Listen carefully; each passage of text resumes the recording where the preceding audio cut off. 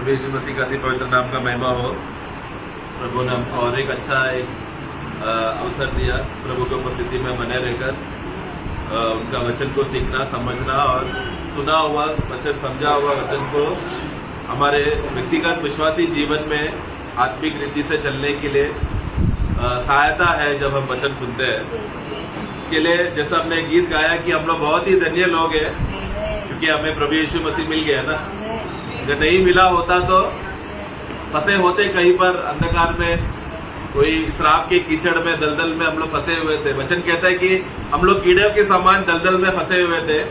वो तो प्रभु को भाया कि उन्होंने सही समय में हमें कीचड़ से हमें बचाया, दलदल से हमें बचाया और स्थिर चट्टान में खड़ा करके रखा, जो है हमारा प्रभु यीशु मसीह, जिसकी वजह से आज हमारा ये सौभाग्य है कि हम इस रीति से आज हम लोग ये मसीह जीवन जी पा रहे हैं।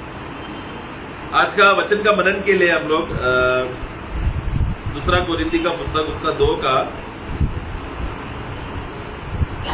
14 से लेकर 17 तक पढ़ेंगे। परमेश्वर का धन्यवाद हो जो मसीह में सदा हमको जय की उत्सव में लिए मिलता है, अपने ज्ञान की सुगंध हमारे द्वारा हर जगह फैलाता है, क्योंकि हम परमेश्वर के निकट उद्धार पाने वालों और नाश होने वाला दोनों के लिए मसीह की सुगंध है। उसके लिए तो मरने के निमित्त मृत्यु की सुगंध और नित्यों के लिए जीवन के निमित्त जीवन की सुगंध। भला इन बातों की योग्य कौन है? क्योंकि हम उन बहुतों के समान नहीं जो परमेश्वर के वचन में मिलावट करते हैं, परंतु मन की सच्चाई से और परमेश्वर की ओर से परमेश्वर को उपस्थित जानकर मसीह में बोलते हैं। आमीन। पौलुस का अपने जीवन में एक बहुत ही धन्य अवस्था वो ये था कि वो प्रभु यीशु मसीह का एक गवाह बनकर लोगों के बीच में जाकर वो प्रभु का वचन को बांटे। और जब कोरिन्थिया मंडली पर जब वो फिर से लौटकर आया, वहां पर भी वो अपना अनुभव को याद करते हुए, उस गवाही को याद करके हुए कहता है कि जब हम तुम्हारे बीच में थे, हम जब कोरिन्थियों के मंडली के बीच में थे, हम मसीह का एक ज्ञान का सुगंध था जब आप लोग के बीच में रहते समय में, जिसकी वजह से बहुत लोगों को उसका फायदा हुआ है। वो अनुभव यहाँ पर पौलुस यहाँ पर बांट रहा है। तो ये भाग जब हम पढ़ते समय में, ये सिर्फ कोरिन्थिया मंडली के लिए सीमित नहीं है। ये वचन डायरेक्टली हमारे हृदय से हमसे बात कर रहा है कि हम जिधर भी रहते समय में मसीह का ज्ञान का सुगंध को हम फैलाए, या मसीह की ज्ञान की बात को हम बांटे जहां पर भी हम रहते समय, घर पे हो, ऑफिस में हो या कलीसिया में, मंडली में रहते समय में गवाही देने का बात हो, सब समय में हमेशा हम लोग कौन रहना चाहिए?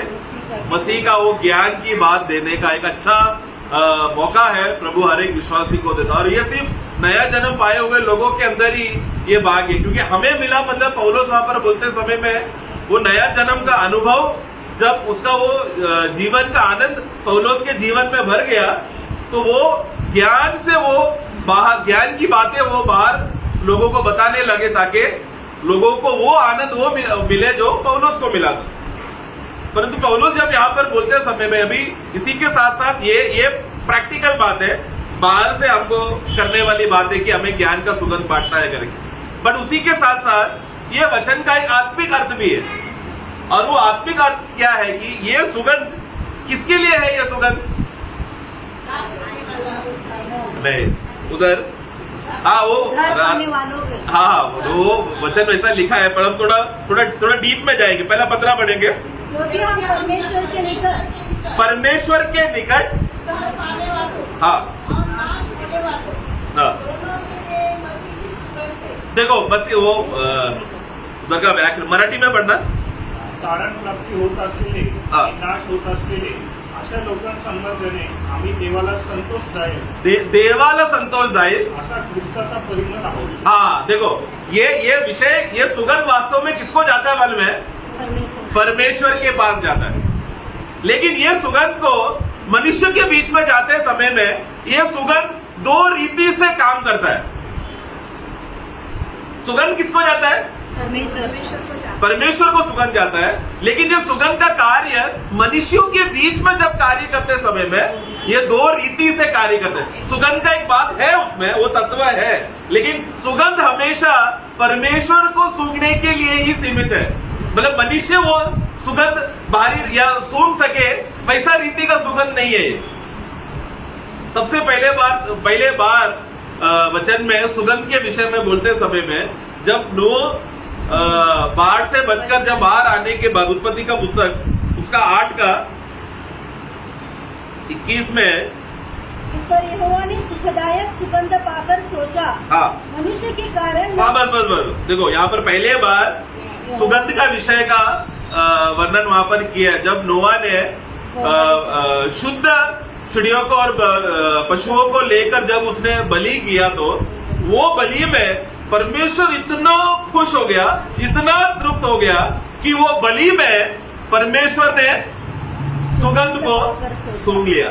और धन्यवाद भाग्य की बात यह है, धन्यवाद यह है कि वहां पर सिर्फ उद्धार पाए हुए बाकी 7 लोग, टोटल 8 लोग हैं, उसमें से एक जन नोआ सुगंध का बलि चढ़ाते समय में, बाकी 7 लोगों के लिए वो कैसा सुगंध है? जीवन का सुगंध है क्या मृत्यु का? जीवन का। हाँ, अभी पापी लोग सब मर गए इसलिए मृत्यु का काम वहां पर नहीं हो रहा, बाकी 7 लोगों को तो सुगंध जा रहा है परमेश्वर को, लेकिन जीवन किसको मिल रहा है?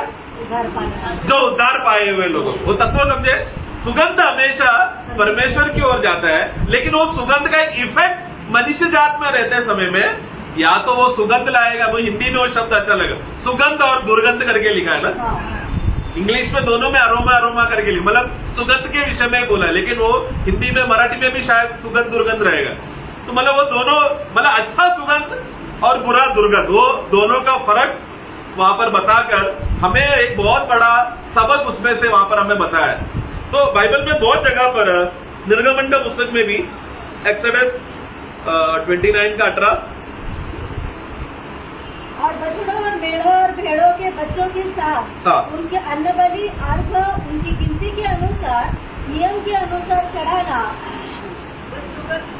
हाँ एक सुगंध, हाँ यहोवा के लिए हवन होगा। हाँ बस, तो वहां पर विषय, मेरा पॉइंट में क्यों, ऐसा बहुत से वाक्य है, लेवी का पुस्तक में भी है, गिनती संख्या गणना का पुस्तक में भी है, पुराने नियम में बहुत सारे जगहों पर सुगंध करके बोलते समय में परमेश्वर के लिए सुगंध है करके ऐसा शब्द लिखा है, it is a sweet smelling aroma to the Lord. तो एक धुआं, जब वो धूप जब उठते समय में वो क्या हो रहा है?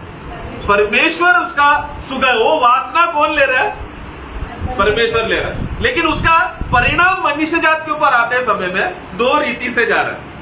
ये नए नियम में भी हम लोग एफएससी का पुस्तक 5 में है, 5 का 2, और प्रेम में चलो, हाँ। जैसे मसीह ने भी तुमसे प्रेम किया, हाँ। और हमारे लिए हाँ। अपने आप को सुखदायक सुगंध के लिए हाँ। परमेश्वर के आगे भेंट कर। हाँ देखो, अपने आप को हमारे लिए, मतलब वो सुगंध का काम हम करना चाहिए था, हमसे नहीं हो पा रहा है करके प्रभु जानकर यीशु मसीह ने क्या किया? हमारे बदले यीशु ने अपने आप को अर्पण किया। वो सुगंध अर्पण करते समय में क्या हो गया? वो सुगंध परमेश्वर ने वो सूंघ लिया। तो ये अब ये बात पौलोस वहां पर, वो ये भी पौलोस ने लिखा, पौलोस को सुगंध के बारे में तत्व उसको मालूम है, क्योंकि उसने पुराना नियम अच्छे से पढ़ा हुआ आदमी है, वो एक फरीसी है।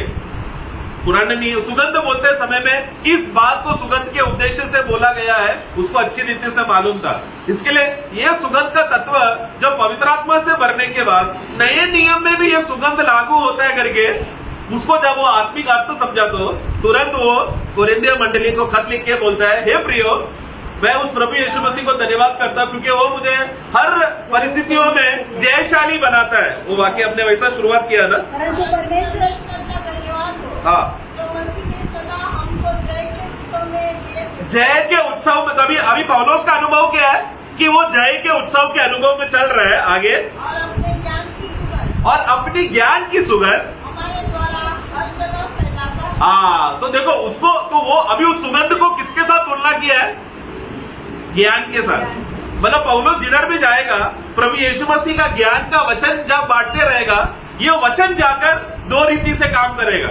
जो मर रहे हैं उनके ऊपर मृत्यु ला रहा है, जो जीवन पा रहे हैं उनको जीवन का कार्य ला रहा है। परंतु वो वचन परमेश्वर जब देखते समय में परमेश्वर उसको सुगंध रीति से सूंघ कर बोल रहा है, मेरे लिए एकदम अच्छा बलि पौलोस ने यहाँ पर अर्पण किया, क्योंकि उसने अपना समय दुनिया की बातों में वो वहां पर हम पढ़ रहे 17 में वो लिखा है। मैं हाँ पढ़ो हाँ। क्योंकि हम बहुतों के समान बहुतों के मतलब उस समय में बहुत लोग क्या करते थे आगे तो परमेश्वर के वचन में मिलावट परमेश्वर का वचन में मिलावट करके करते हैं परंतु मन की सच्चाई से हाँ। और परमेश्वर की ओर से हाँ। परमेश्वर को ऊपर की जानकर मसीह में बोलते देखो ये सब बाकी लोग नहीं करते। परमेश्वर को उपस्थिति में रखे हुए परमेश्वर के ज्ञान में भय में वचन का कार्य करना, एक सेवा करना, प्रभु का वचन का ज्ञान की बात करना, ये तत्व उस समय में बहुत लोग ऐसे नहीं करते थे। परंतु पौलुस वहां पर कोरिन्थियों मंडली को आश्वासन देता है हम वैसे लोग नहीं है,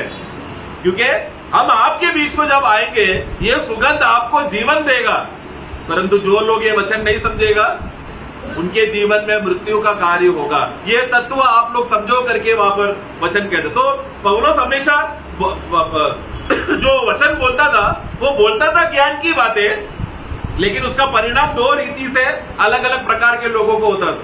ये सेम तत्व हम लोग पहला कोरिन्थी पहला अध्याय उसका 18 में पढ़ते समय में देखो क्या बोलता है। सेम बात है ये भी, क्योंकि क्रूस की कथा नाश होने वालों के लिए मूर्खता है, हाँ। परंतु हम उद्धार पाने वालों के लिए हाँ। परमेश्वर की सामर्थ्य। देखो एक ही बात है, क्रूस का वचन एक ही संदेश दिया जा रहा है, लेकिन दो अलग अलग प्रकार के लोग सुन रहे हैं, है ना। क्या नाशवान लोगों के लिए दूसरा संदेश सुना रहा है और जीवन पाने के लिए दूसरा, ऐसा है क्या? एक ही संदेश है, वो है क्रूस का संदेश, क्रूस की कथा, परंतु सुनने वालों का रीति कैसा है वहां पर बताया गया है। ऐसा है तो ये वचन जब पौलुस दूसरों को बांटते समय में पहला पौलुस के अंदर भी यह वचन कार्य किया होगा ना, है कि नहीं? ये जब स्तेफानोस को पत्थरवार, आपको घटना मालूम है इसलिए मैं वचन नहीं ले रहा, पत्थरवार करते समय में पौलुस वहां पर था ना, जो लोग पत्थरवार कर रहे थे उनका कपड़ा पौलुस शाऊल संभाल रहा था। तो वहां पर स्तेफानोस अचानक स्वर्ग में देखकर क्रूस का भेद के बारे में, प्रभु यीशु मसीह के महिमा के बारे में बोलते समय में सुनने वाले लोगों ने क्या किया? कान बंद। उनको क्योंकि उनके लिए क्या था, ये क्या बोल रहे हैं, ये मूर्खता की बात क्यों बोल रहे हैं। तो पौलुस को ये पर्सनली अनुभव है। एक समय में यीशु का संदेश मुझे मूर्खता लगता था, परंतु अब मेरे लिए सामर्थ्य है। इतना बड़ा परिवर्तन पौलुस अनुभव करके बोल। उसी रीति से ये वचन पढ़ते समय में प्रियो, ये हमको उंगली दिखाकर बोल रहा है कि आज का वचन, जब भी हम लोग वचन सुनते हैं समय में, हम लोग किस झुंड के लोग हैं?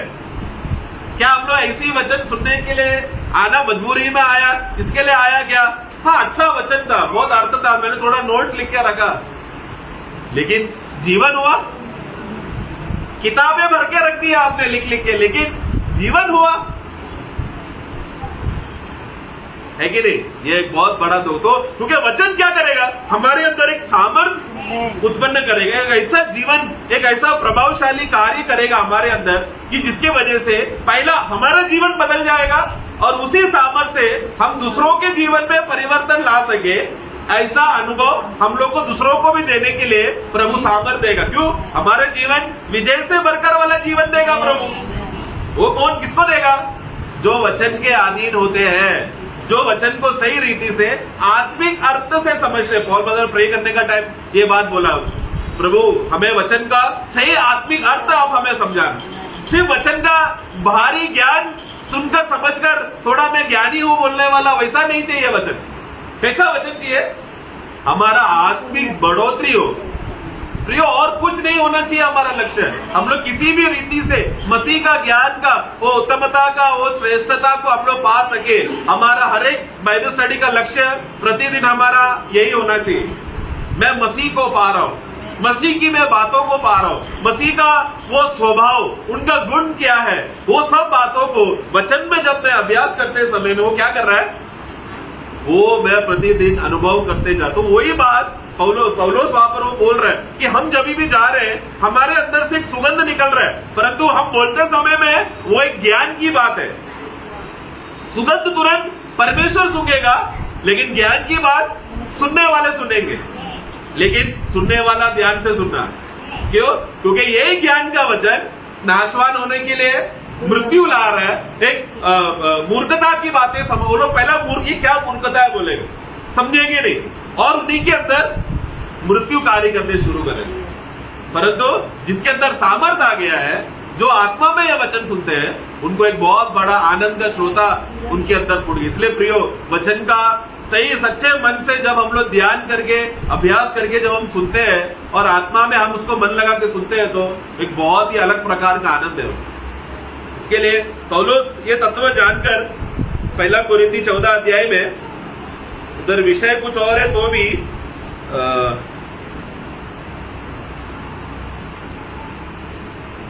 उसका 14 का 29, भविष्य वक्ताओं में से 2 या 3 बोले हाँ। और शेष लोग उनके वचन को परखे। वचन मंडली में जब कलीसिया एकत्र होकर आते समय में, उस समय में ज्यादा वचन बोलने का उन दिनों में, जो पौलुस के समय में प्रभु ने प्रेरितों और भविष्यवक्ताओं को प्रभु ने नियुक्त करके रखा था पहले सप्ताह में। क्यों? क्योंकि बाइबल संपूर्ण हुआ नहीं था। लेकिन बाइबल संपूर्ण हो जाने के बाद बाइबल पढ़ के सब लोग वचन बोल सके, ऐसा संपूर्ण ज्ञान बाइबल में है। तो वो सिर्फ भविष्यवक्ताओं के लिए सीमित नहीं है, हर एक साधारण विश्वासी भी प्रभु का वचन को छोटा सा ज्ञान भी मिल गया, एक छोटा सा चिंगारी स्पार्क भी उसको मिल गया, तो वो तुरंत क्या कर रहा है? मंडली में आकर उठकर, तो रीति क्या है? 2 या 3 बोलना, सब लोग साथ में खिचड़ी नहीं करना, पहले एक करके बोलना, क्योंकि सब लोग अन्य भाषा बोलकर वहां पर खिचड़ी हो गया था। आपको बैकग्राउंड मालूम है, इसलिए मैं उसमें नहीं जा रहा हूं। तो एक करके बोलना, सब लोग ध्यान से सुनना बैठकर जो सुनने वाले लोग हैं, वो लोग ऐसा सुने कि वो लोग जांच पड़ताल कर रहे हैं कि ये भाई जो बोल रहा है वो प्रभु के वचन के अनुसार है कि नहीं, पवित्र आत्मा के नियंत्रण में है क्या नहीं। ये बात को परखे, जांचना है कि परखना है कि बोलने वाला आत्मा में ऐसा है, तो सुनने वाले लोग ज्यादा ज्ञानी होना चाहिए कि बोलने वाला आदमी ज्यादा ज्ञानी होना चाहिए? मतलब आपका ज्यादा जिम्मेदार, मैं बच गया। प्रभु का बहुत बड़ा दया है कि जब बोलने वाला जिस आत्मा से बढ़कर बात कर रहा है, सुनने वाला भी वही आत्मा से बढ़कर, इसके लिए हमें एक दूसरे के साथ आमीन बोलने हो पार। ये प्रभु का कार्य है, प्रभु का आत्मा का नियंत्रण का कार्य है। वो वहीं पर ही होगा जहां पर प्रभु का आत्माओं के अधीन के अनुसार मंडली चल रहा हो। आज बहुत जगहों पर मंडली में आत्मा का अधीन नहीं है, क्योंकि मनुष्य लोग हुकूमत करके, वो लोग मनुष्य विश्वासियों को अधीन लाकर, निकलोवियों को उपदेश लाकर लोगों को दबाया जा रहा है। और प्रभु का वचन कहता है, प्रकाशित वाक्य, निकलोवे को उपदेश को मुझे पसंद नहीं, मैं उसको नफरत करता हूं। तो हम लोग वो अवस्था, निकलोवे मतलब एक ऊंचा समाज के लोग नीचे के समाज के लोगों को दबाना, ऐसा मंडली में रहा तो आत्मा का नियंत्रण वहां पर नहीं रहेगा।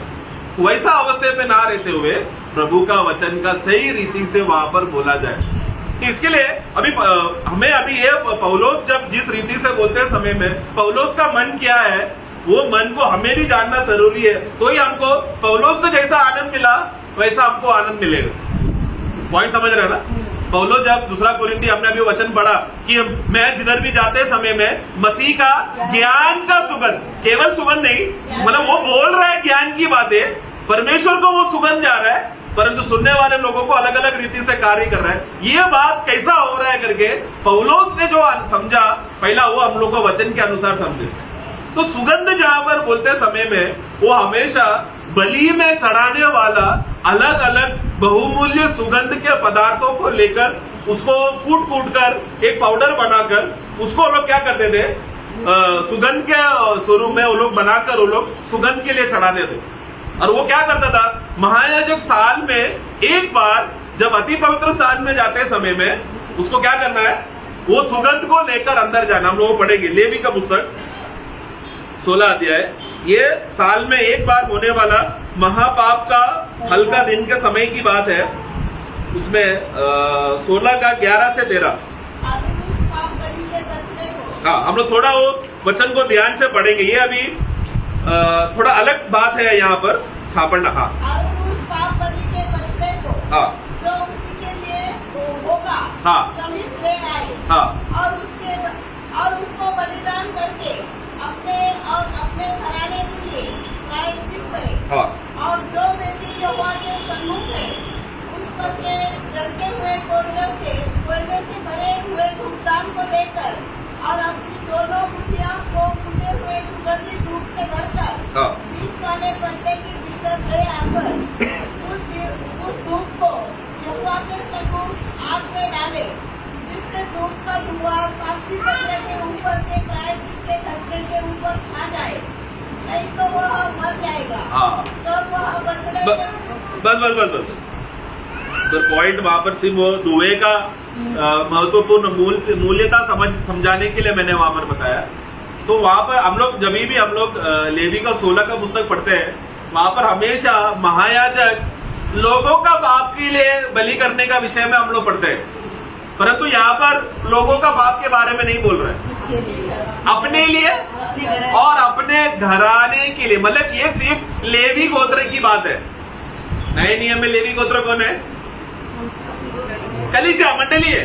मतलब ये इसलिए मैंने बोला ये ध्यान से पढ़ना, ये थोड़ा अलग बात है करके। ये अभी साधारण सभा, मतलब जो लेवी गोत्र के बाहर है उनके बारे में है ही नहीं, क्योंकि आराधना में जब भी भाग लेते समय में आराधना हमेशा कौन करता था पुराने नियम में? सिर्फ लेवी गोत्र। बाकी 12 गोत्र क्या करते हैं?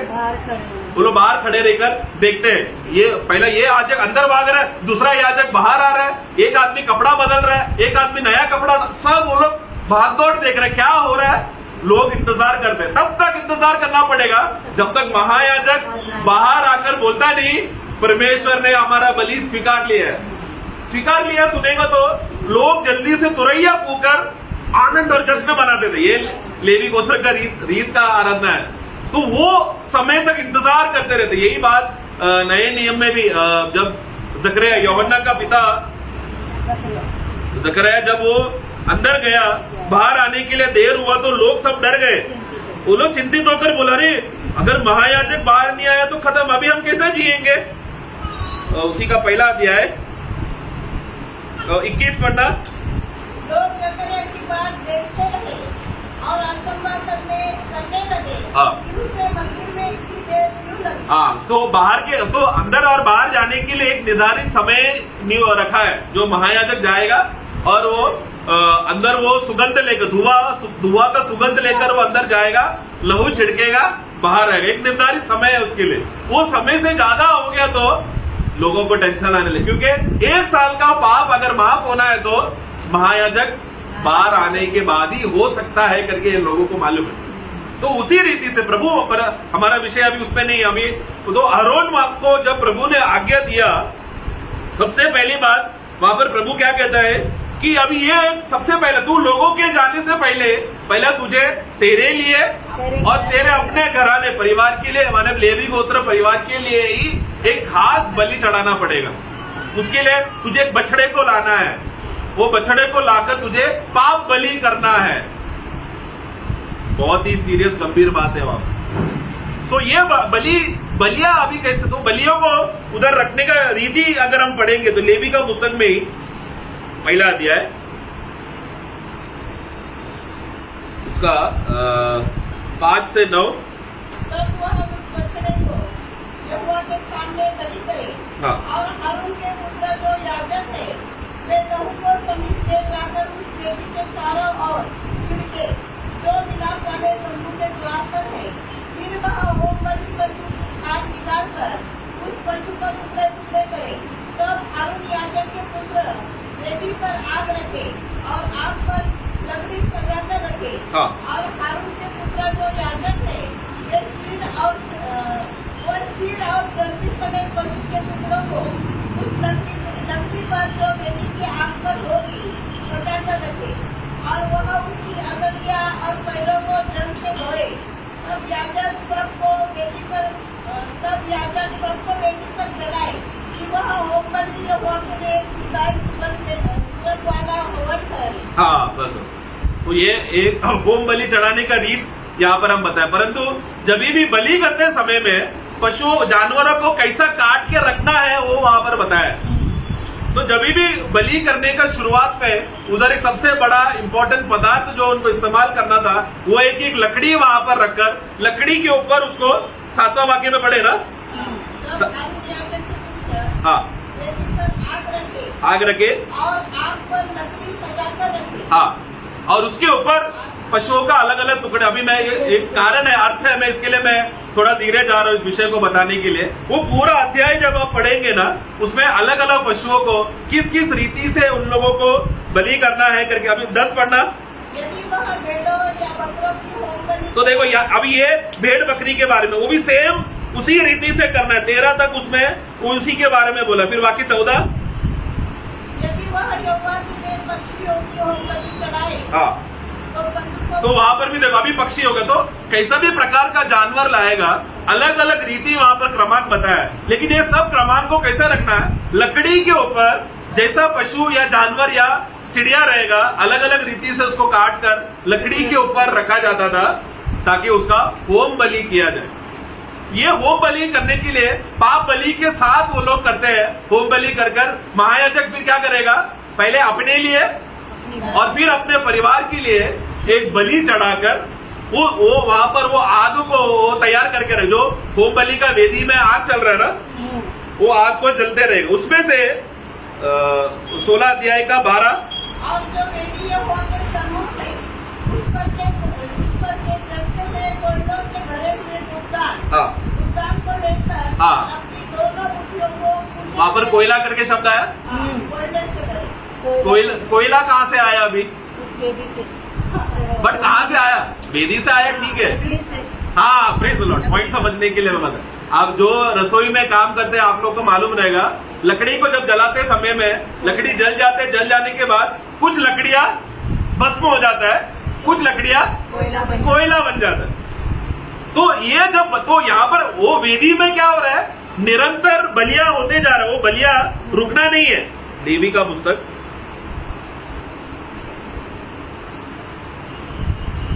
उसमें 6 का 12 और 13। वेदी पर अग्नि चलती रहे हाँ, और कभी बुझने न पाए और याजक प्रतिदिन भोर को उस पर लकड़ियां जलाकर होम बलि के टुकड़ों को हाँ। उसके ऊपर सजाकर धर दे हाँ। और उसके ऊपर मेल बलियों की चर्बी को जलाया करे। वेदी पर आग लगातार जलती रहे, वह कभी बुझने न पाए। हाँ, 13 भी पढ़ा ना। हाँ। हाँ, लकड़ियों को हमेशा वेदी के ऊपर जलने के लिए डाला जाए और आग कभी बुझना नहीं चाहिए। तो ये लकड़ियां जो जलते रहता है, आखिरी में जो भस्म हो गया उसको हटाकर जो कोयला जैसा बना रहेगा, उसमें से थोड़ा सा चिंगारी जैसा आग जल रहा नहीं है, छोटा आग उसमें रहता है। वो आग का वो टुकड़े को लेकर क्या करना, वो लोग सुगंध का बर्तन लेकर आएंगे, उसमें वही 16 का धूपदाना, वो बर्तन का नाम धूपदान है ना। 12, और जो वेदी यहोवा के लिए सम्मुख है, यहोवा के सम्मुख है, उस पर के जलते हुए कोयलों से भरे हुए धूपदान को लेकर। धूपदान तो एक धूप और एक बर्तन है। आप लोग यूट्यूब में जाके देखना है, कैथलिक लोग अभी भी करते हैं। वो लोग जो शव संस्कार में सब रहता है ना, कैथलिक का पादरी क्या करेगा, एक ऐसा एक बड़े छोटा बर्तन है, उसमें चेन डाला है, वो उसमें धुआं आएगा, ऐसा घुमाए तो धुआं आएगा, पूरा शव संस्कार करने के लिए एक रीति करते हैं। तो वो कहाँ से कॉपी किया है, ये इज़राइल का रीत से कॉपी किया। तो वो सुगंध का उसमें क्या किया, वो एक बर्तन है, वो बर्तन के अंदर कोयले का वो जो जला हुआ, वेदी में जो जला हुआ कोयले का जो टुकड़ा है, जो लकड़ी का टुकड़ा है, वो कोयला बन गया, उसको लेकर उसके ऊपर सुगंध का मसाला पाउडर उसको मिलता है, उसको उसमें डालकर क्या करना, परमेश्वर का अति पवित्र स्थान का अंदर जाकर उसको रख देना। वो रखते समय में क्या हो जाएगा, अंदर एक छोटा सा जगह है, वो तुरंत वो पूरा कमरा धुआं से भर जाएगा। धुआं भरते समय में उस धुएं में वो जो सुगंध का मसाला डालने की वजह से पूरा कमरे में अच्छा सुगंध, खुशबूदायक सुगंध रहता है। वो सुगंध किसके लिए है, परमेश्वर वो सुगंध सूंघते रहकर बोलेगा अच्छा आराधना चल रहा है करे, मतलब परमेश्वर को भावने वाली, परमेश्वर को प्रसन्न होने वाला आराधना का रीति जब महायाजक करते रहेगा, तब उसी समय में महायाजक फटाक से क्या करेगा, लहू छिड़केगा और बाहर आएगा। परमेश्वर का ध्यान किसमें है, सुगंध में। महायाजक क्या करेगा, जल्दी लहू छिड़क कर, तो जैसे वो सुगंध खत्म हो जाएगा, परमेश्वर फिर तुरंत वो वेदी के ऊपर लहू छिड़का करके देखेगा। अगर परमेश्वर का नजर महायाजक पे गया तो उधर ही मर जाएगा।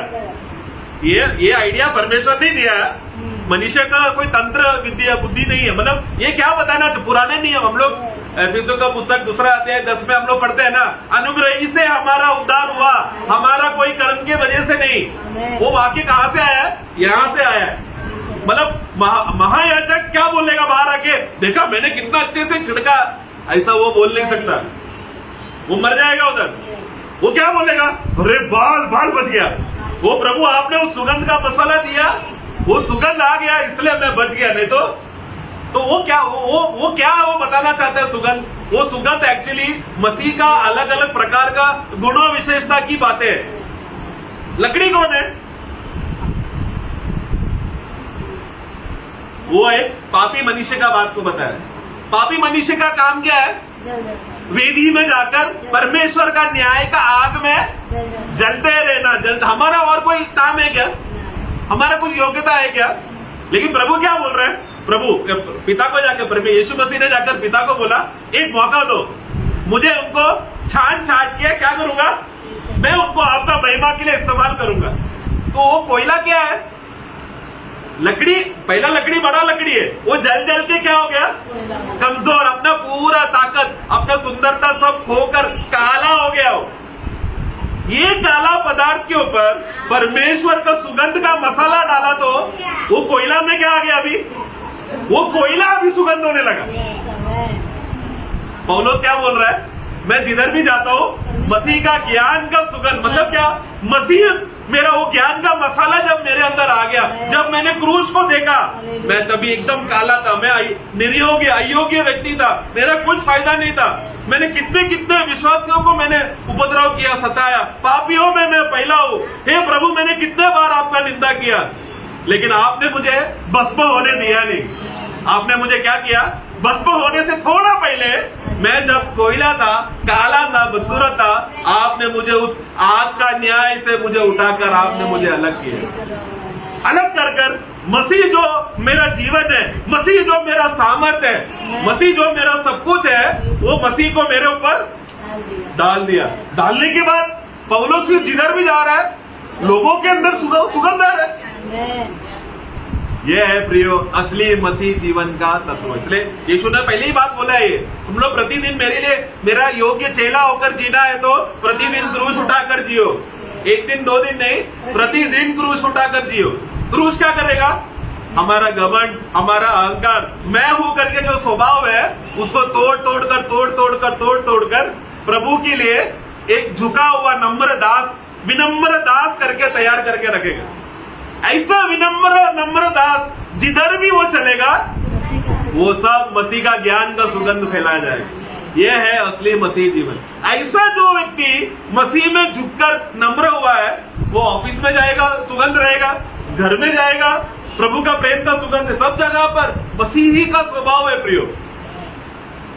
ये कोई बाइबल कॉलेज में जाकर ज्ञान प्राप्त करके मुझे थोड़ा बाइबल मालूम है, वो ज्ञान नहीं है ये, क्योंकि बाइबल पढ़ के मिलने वाला नहीं है। ये बातें आत्मा हमको तोड़कर देने वाली बात है। बाइबल पढ़ना चाहिए, बाइबल, लेकिन मैं क्यों पढ़ रहा हूं? स्वयं ज्ञानी होने के लिए नहीं, मेरा ज्ञान को तोड़ जाने के लिए। प्रभु मैं योग्य नहीं हूं, मैं आपके लिए एक काबिल दास बनने के लिए योग्य नहीं हूं, आप मुझे जिधर चलाएंगे, अगर आप मुझ में है तो वो ज्ञान का वो बातें अपने आप वो आते रहेंगे। यह है एक सच्चा मसीह जीवन का अनुभव प्रयोग। यह है हमारा लक्ष्य, हमारा होना चाहिए। मैं कितना मंडली स्थापना किया, कितने लोगों को मैंने बपतिस्मा दिया, इधर का नहीं, बहुत सारे लोग पास्टर लोग गवाही देते हो। मैं जब उस दिन उधर गांव में गया ना, 50 लोगों को मैंने बपतिस्मा दिया। मैं अगर उधर जाता नहीं था तो कुछ होता ही नहीं था। एक बार एक पास्टर ने ऐसा मैं सुने, तुरंत मुझे एलाइजा का वचन याद है। एलाइजा भी प्रभु को जाकर क्या बोलता है? प्रभु उस समय में जो वो रानी का नाम जिज़ेबेल का जो मूर्ति वहां पर तैयार है ना प्रभु, उसको मैंने दंडवत नहीं किया प्रभु, और मैं अकेला बच गया हूं। प्रभु क्या बोलता है? अरे नहीं, 7000 लोग उधर अलग मैंने संभाल के रखा है। जैसा तेरे को मैंने संभाला, वैसा 7,000 लोगों को जिसने अभी तक मूर्ति पे दंडवत नहीं किया है, ऐसे लोगों को मैं संभाल के रखा हूं।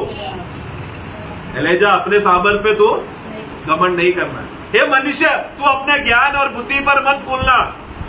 तू बहुत ज्ञानी है, सुंदर है, धनवान है, इसमें मत फूलना। हमें प्रशंसा करने के लिए एक ही बात है, वो है मसीह का क्रूस। मसीह का क्रूस के अलावा और कोई भी बात पर हम प्रशंसा नहीं कर सकते प्रियो। हमारे लिए एक ही मार्ग है जो प्रभु ने हमें तैयार करके रखा है। वो ये क्या है कि वो क्रूस का सही कथा, क्रूस का वो सही संदेश जब हम जानते हैं, और उस क्रूस का अभी जो उस जमाने के लोगों को मालूम, अभी के लोगों को तो नहीं मालूम है, क्रूस को जब लेकर जाते समय में वो बहुत वजन रहता है। तो वो वजन कोई सीधा खड़े रहकर क्रूस लेकर उसको झुकना पड़ता है, झुक जाता है वजन, पेट दर्द होने लगता है उसको। 5 किलोमीटर 10 किलोमीटर चलना पड़ता है वजन, कभी कभी गिर जाएगा आदमी, और वो झुक कर जाएगा। मतलब वो कितना भी बड़ा धनवान हो, कितना भी बड़ा राजा हो, क्या करेगा? उसका घमंड, उसका पैसा, उसका शोहरत उसको बचा नहीं सकता। वो क्या हो गया? झुक गया। तो प्रभु, वो उस समय का रीति है। वही बात को देखकर प्रभु बोल रहा है, मेरा चेला होना है तो तुम लोगों को झुकना पड़ेगा। मैंने कुछ किया है ना प्रभु, मैं वो जैसा फरीसी प्रार्थना करता है ना, प्रभु मैं हफ्ते में 2 बार मैं दशांश देता हूँ, मैं रोज उपवास करता हूँ, मैं प्रार्थना करता हूँ, मैं सब व्यवस्था बोला तो मुझे सब मालूम है प्रभु, बोलो अगला काम क्या करना है, मैं तैयार हूं। प्रभु बोलता है ऐसा आदमी धर्मी नहीं ठहराया जाएगा। लेकिन वो चुंगी लेने वाला छाती पीट कर स्वर्ग की ओर नहीं देखा, झुक गया हो, क्योंकि उसको स्वर्ग में देखने हिम्मत नहीं है। स्वर्ग देखा मतलब अहंकार हो गया। वो क्या किया? झुक गया। झुककर क्या बोल रहा है? प्रभु मैं पापी हूं, प्रभु मैं योग्य नहीं हूं। प्रभु बोलता है जिसने अपना गलती को मानकर मन फिरा वो धर्मी ठहराया गया है, लेकिन जो मन नहीं फिरता, अहंकारी होकर चलता है, वो धर्मी नहीं। इसलिए प्रियो, वचन हमारा जरम्याह में है शायद, प्रभु का वचन हथौड़े के समान है। यहोवा की ये वाणी है, हाँ। क्या मेरा वचन आपका नहीं है? हाँ। फिर क्या वह यिर्मयाह 23:29 है ना? Yes. हाँ 23, यिर्मयाह 23:29। हाँ, फिर क्या वह ऐसा हथौड़ा नहीं? क्या वो ऐसा हथौड़ा नहीं जो पत्थर को फोड़ डाले? वो पत्थर कौन है ना? हम है वो पत्थर। हम लोग पत्थर मतलब कौन? कठोर दिल के अंदर तो एकदम गंदा लोग हैं हम लोग। उसके लिए तोड़ने का एक ही हथियार है, मतलब हमें झुकाने के लिए एक ही हथियार है, वचन नाम का हथौड़ा। बाइबल स्टडी में आपको काम आ रहा है, मैं विश्वास कर रहा हूँ। इतने दिनों तक आप लोग बाइबल स्टडी में है, क्यों आया बाइबल स्टडी में? वचन का हथौड़ा हमें तोड़कर आकर, क्योंकि मसीह का रूप में अनुरूप होना है प्रियो। स्वर्ग में जाकर हम लोग मसीह जैसा बनेंगे नहीं है। हम लोग आज जितना मसीह को हमने बटोरा है, उधर हम जाएंगे जैसा मसीह है हम वैसा दिखने लगेगा। हम लोग वहां पर जाकर प्रभु आजा थोड़ा मैं तेरा फेस बराबर करता हूं बोलकर स्वर्ग में जाकर कुछ नहीं होने वाला। आज का समय है, अभी का समय है, मसीह को कितना हम प्राप्त कर सके, वो प्राप्त करने के हिसाब से रहेगा। मसीह के रूप में हम अनुरूप होते हैं। उसके लिए वचन क्या करेगा? वो एक ऐसा हथौड़े के समान है, वो हमें रूप देकर, आकार देकर, हमें मसीह का हमें मसीह के अनुरूप बनाने के लिए सहायता करने वाला एकमात्र वचन। इसलिए प्रियो, बाइबल का अभ्यास बहुत जरूरी है। सिर्फ पढ़ लिख कर कभी पढ़ते छोड़ना नहीं, वचन का अभ्यास बहुत जरूरी है, क्योंकि पढ़ कर जाने से नहीं हमारा परिवर्तन होता है। वचन हमसे बात करना है। वचन इसलिए इब्रानियों 4:12 में हम लोग पढ़ते समय वहां पर वचन का दूसरा रूप बताया है। हाँ, जीवित, प्रबल, और भले दोधारी तलवार से भी बहुत चोखा है। हाँ, और प्राण और आत्मा को, हाँ, और गांठ और हृदय को अलग करके छेता है, और मन की भावना और विचारों को जांचता। वो समझ गए कि मन की भावना और विचार क्या है? मेरा भावना है कि मैं प्रभु के लिए सेवा करूं, लेकिन मेरा विचार क्या आता है? मैं कोई भी गलत रीति से मैं अगर बताऊं कि मैं कुछ बड़ा आदमी हूं करके बोलकर वो शारीरिक रीति से चले जाना, तब वचन क्या करेगा? क्या तूने सचमुच तेरा भावना और तेरा विचार एक ही संयम एक ही आत्मा के निरंतर में नियंत्रण में है क्या नहीं करके वो बता के देता है प्रभु का वचन। एक व्यक्ति शारीरिक है या आत्मिक है कैसा मालूम पड़ेगा? तेजधारी तलवार उसको काटेगा। तो आत्मा की बातें अलग करेगा, शारीरिक बातें मतलब प्राण की बातें मतलब जो मन से सोचकर जो कैलकुलेट करेगा, आज मैं मीटिंग में मैं जल्दी आऊंगा, लोग फिर सब लोग मुझे देखेंगे, सब लोग बोलेंगे मैं देखो भाई कितना जल्दी आया। तो मन में क्या कर रहा है? उसका कैलकुलेशन चल रहा है, लोगों के सामने मुझे थोड़ा इज्जत कमाना है। आया किसके लिए? भावना में विचार क्या था? मीटिंग में आना है, लेकिन क्या सोच के आ रहा है? लोगों के सामने मैं कैसा नाम शोहरत करूं, आज मंडली के लिए मैं क्या मदद करूं, चलो मैं एक फैन डोनेट कर देता हूं, चलो मैं बड़ा फैन लगाऊं, मैं छोटा फैन लगाऊं। ये सब क्या हो रहा है प्रियो? मंडली में मंडली को एक कमाई करने का रीति बनाकर प्रभु का प्रेम से कुछ रिश्ता नाता कुछ नहीं, ऐसा नहीं होना है। इसके लिए प्रभु का वचन क्या करता है? वो एक ऐसा हथौड़े के समान है और एक ऐसा तलवार के समान है जो हमें मसीह के रूप में हमें अनुरूप करता है। उसके लिए क्या करना पड़ेगा? वचन जब भी आएगा तो हमें झुकने के लिए प्रभु का वचन हमें सहायता, क्योंकि हमको प्रभु को मालूम है हम लोग जल्दी झुकने वाले नहीं है। हम लोग हमारा शारीरिक प्रकृति क्या है? जल्दी झुकता नहीं। इसलिए प्रभु ने अहिंसा करके या शक्तिशाली होकर नहीं दुनिया को जीतने के लिए आया, वो प्रेम दिखाकर आया है ना। वो क्रूस का कटोर, वो क्रूस में दो चोर लोग थे, दोनों कटोर चोर लोग हैं, दोनों क्रूस में मरने के लिए लाए गए, लेकिन प्रभु ने प्रार्थना किया, हे प्रभु, हे पिता परमेश्वर इन्हें क्षमा कर, क्योंकि ये नहीं जानते ये क्या कर रहे हैं। वो प्रार्थना एक चोर ने सुना तो तुरंत वो झुक गया। वो बोल रहे हैं प्रभु आप मुझे, आप ही सच्चा मसीहा हो, आप मुझे अपने राज्य में याद कर। तुरंत उसका मन फिरा, वचन जब सामने आया। वो है वचन हमारे जीवन में सही रीति से परिवर्तन करने का, सही हमें वो जो कार्य जो सही है वो है। तभी मतलब वचन क्या करना चाहिए हमारे अंदर? सिर्फ हम लोग पढ़कर ज्ञानी नहीं होना है, लेकिन वचन के सामने अधीन होना। एक एक वचन हमें प्रभु का वचन का सुगंध मतलब वो अच्छा खुशबू हमें वो जो हमको परमेश्वर को प्रसन्न करने लायक वाला जीवन हमारा होना चाहिए।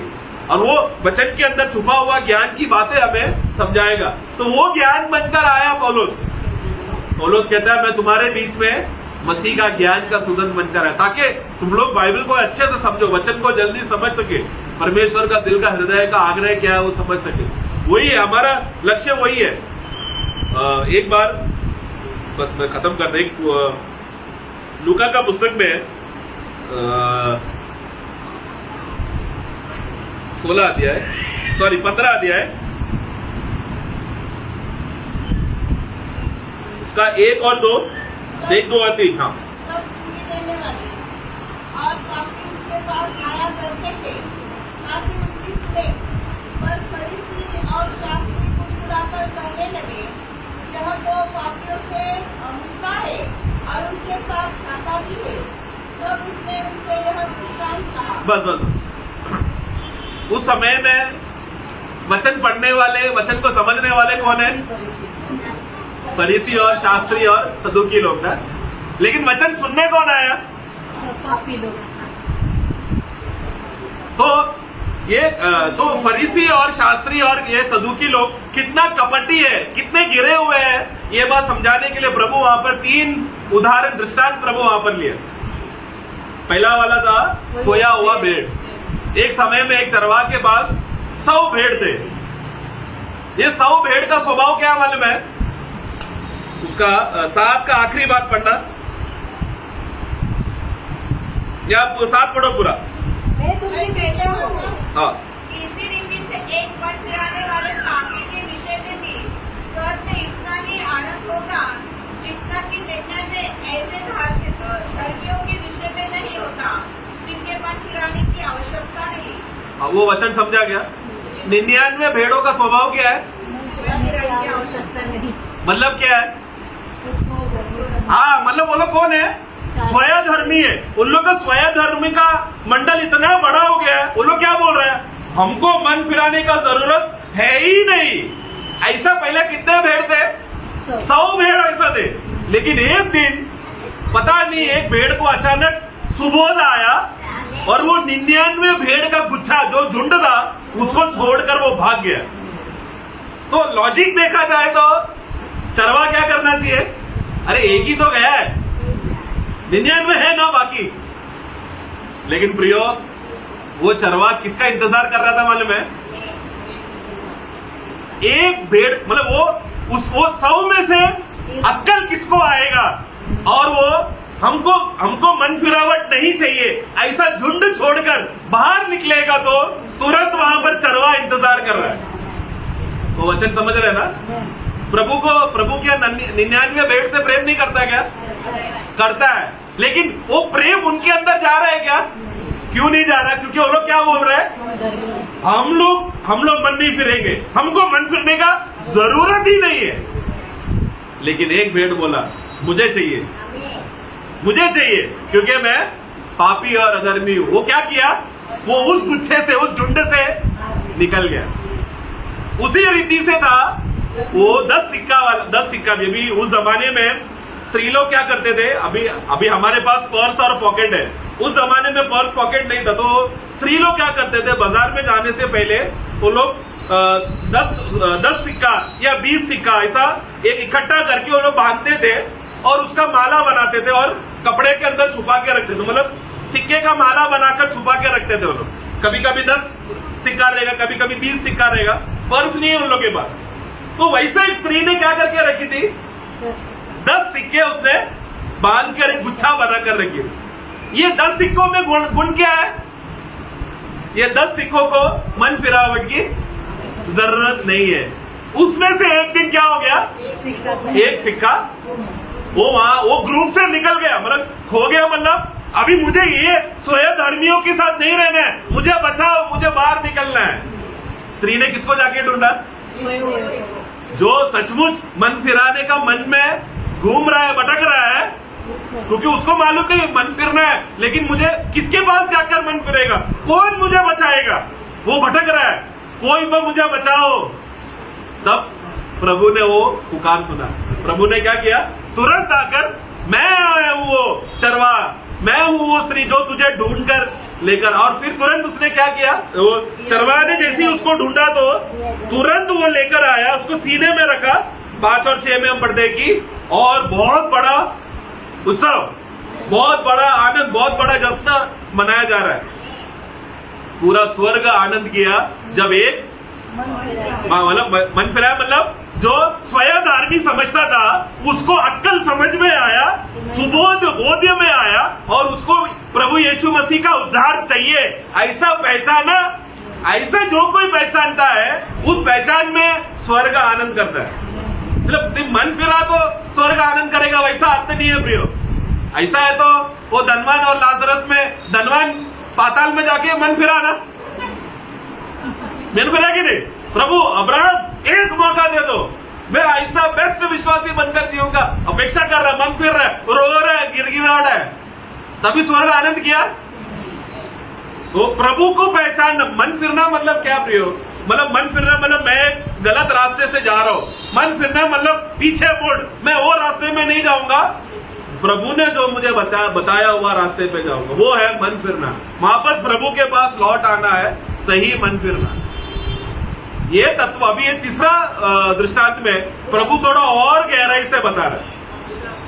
मतलब उसमें से 2 बेटे लोग थे, उसमें से एक बेटे को अपना स्वयं का वो स्वयं में ज्ञानी होकर क्या बोल रहा है, संसार का लालच में आकर वो क्या कहता है, पिताजी मुझे मेरा हिस्सा दे दो, मुझे मेरे दोस्तों के साथ संसार में जाकर ऐश करना है, मुझे लेना है, आप मुझे मेरा हिस्सा दे दो।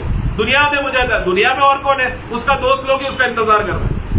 जब उसका पैसा खत्म हो गया, बर्बाद हो गया, नंगा हो गया, दरिद्र होने के बाद तब उसको अक्ल आया है ना, अपने आप सुबोध अपने आप में आया। सुबोध में आकर वो कह रहा है मेरा पिता का घर कितना अच्छा घर। वहां का हमारे घर के नौकर लोग, वो नौकर लोग घर में चप्पल नहीं पहनते, सिर्फ घर के मालिक और बेटे लोग ही घर में चप्पल पहनते। मेरा घर में मेरे मालिक नौकर लोग भी चप्पल नहीं पहनते, लेकिन वो लोग खाना भरपेट खाना खाकर बचा हुआ खाना फेंकते हैं, और मैं यहाँ पर भूखा मर रहा हूं। मैं जाऊंगा। मन फिरावट शुरू हो गया, मन फिरते फिरते फिरते घर पे आया। फिर आपको आगे का स्टोरी मालूम। पिता एकदम खुश है, जश्न मनाया। जश्न मनाने के बाद बड़ा बेटा बाहर से आकर काम कर कर आकर वो क्या बोल रहा है, देखो उधर उसका 30 पढ़ना, परंतु जब तेरा वह पुत्र सॉरी 29, उसने पिता को उत्तर दिया, पिता को उत्तर दिया, देख मैं इतने वर्ष तेरी सेवा कर देखो मैं इतना वर्ष मैंने तेरा सेवा किया और कभी भी तेरी आज्ञा नहीं टाली, और कभी भी तेरा आज्ञा को तोड़ा नहीं, तो भी तूने मुझे कभी एक बकरी का बच्चा भी न दिया हाँ। कि मैं अपने मित्रों के साथ आनंद करता। देखो इसका बड़ा बेटे का स्वभाव समझना जरा, ये बड़ा बेटा हमेशा पिता के साथ है, सारा वचनों को मानता है, सारा आज्ञा को पालन करता है। भक्ति बोला तो बड़ा बेटे से सीखो, असली भक्ति तो बड़ा बेटे ने दिखाया, लेकिन उसको आनंद किसके साथ करना है? छोटा बेटा कैसा था? ये बड़ा बेटे का दिल की बात है।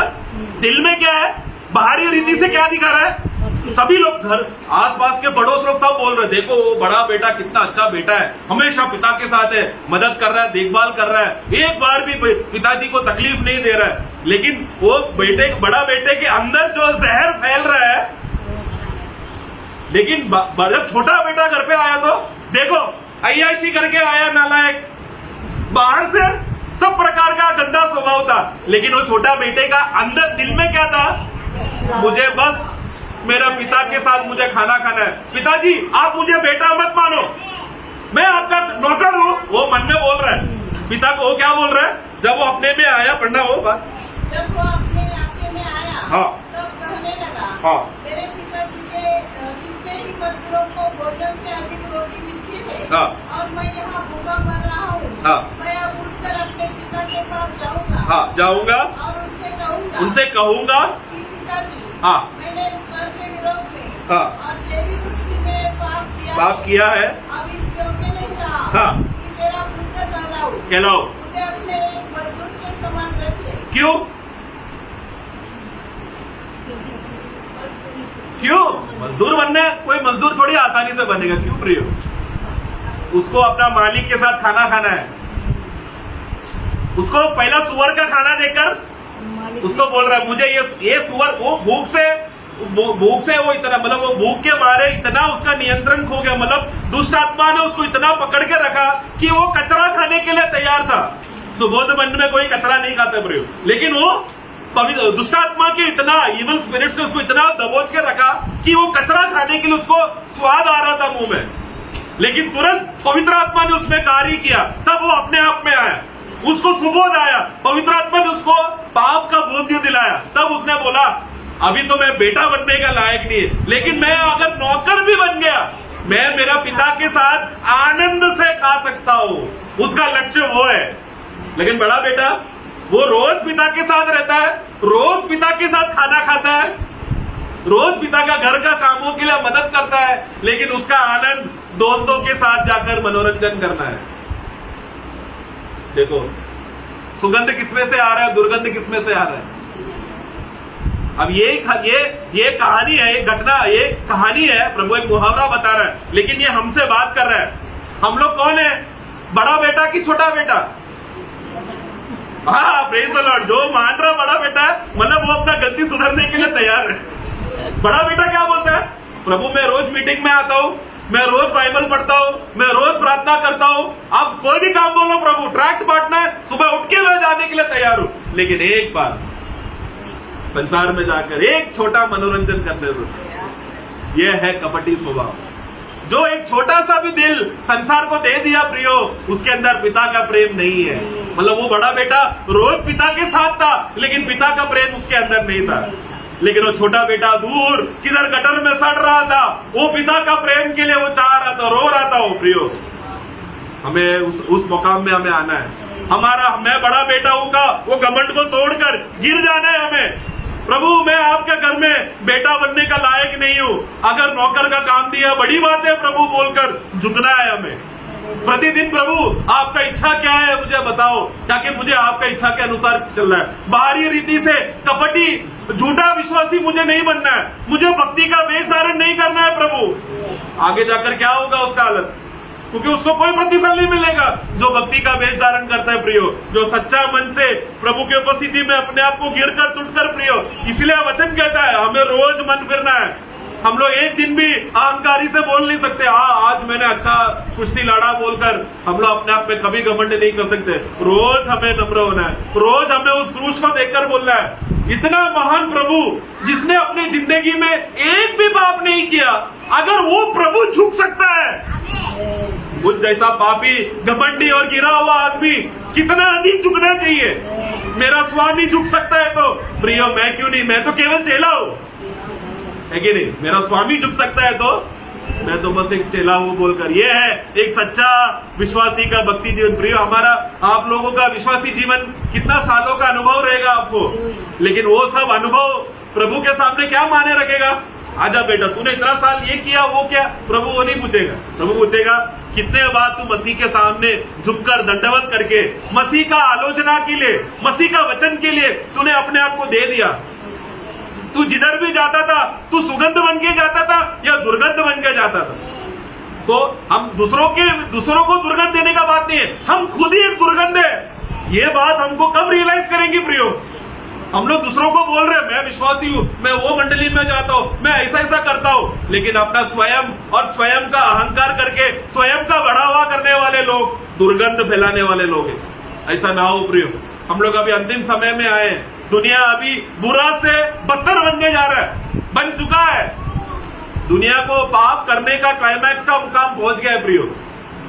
अभी अगर हमने मन नहीं फिरा तो कभी नहीं होगा प्रियो। एक बार दया अनुग्रह का दरवाजा बंद हो गया फिर छाती पीट पीट कर रोएगा तो भी क्षमा नहीं। एक बार रैप्चर हो जाएगा फिर मंडली का खता उधर ही खत्म हो जाएगा, फिर प्रभु मंडली से हटकर यहूदियों पर चले जाएगा। फिर हम लोग वैसा ना हो, हम लोग वो झुंड में ना रहे जो छुड़ जाए ये दुनिया में। हम लोग वो झुंड के लोग हैं जो प्रभु आएगा तो उठा लिया जाएगा। उसके लिए प्रभु मैं आपके लिए एक योग्य दास बनूं बोलकर ऐसा सही समर्पण के साथ प्रियो हम अपना जीवन को, हमारा भक्ति जीवन को प्रभु के सामने समर्पण करें।